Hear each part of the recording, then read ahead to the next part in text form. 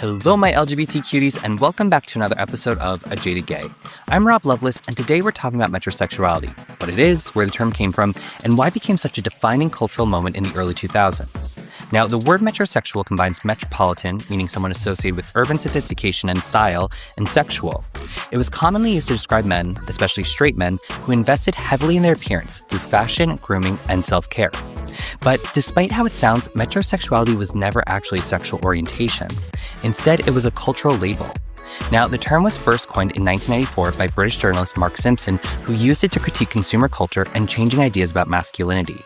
He observed that men were becoming a powerful new consumer market, buying skincare products, fashionable clothing, and grooming services that had traditionally been marketed toward women.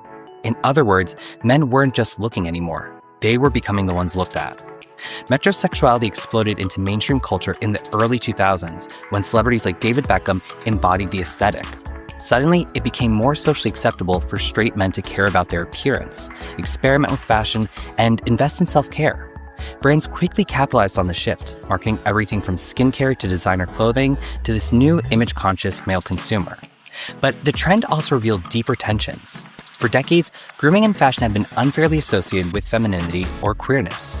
Meanwhile, metrosexuality created a cultural loophole, allowing straight men to adopt these behaviors while still maintaining their heterosexual identity. At the same time, it exposed how rigid and fragile traditional definitions of masculinity had been. By the mid-2000s, the term began to fade as these behaviors became normalized. Today, things like skincare routines, fashion awareness, and emotional openness are no longer seen as unusual for men. In many ways, metrosexuality helped expand what masculinity could look like, even if the label itself didn't last. Ultimately, metrosexuality wasn't about sexuality at all. It was about visibility, consumer culture, and the evolution of masculinity in a world where appearance, identity, and self-expression were becoming more fluid. So if you want to learn more about metrosexuality, masculinity, and how culture shapes the way we express ourselves, check out the podcast episode and blog post linked below. And remember, every day is all we have, so you gotta make your own happiness.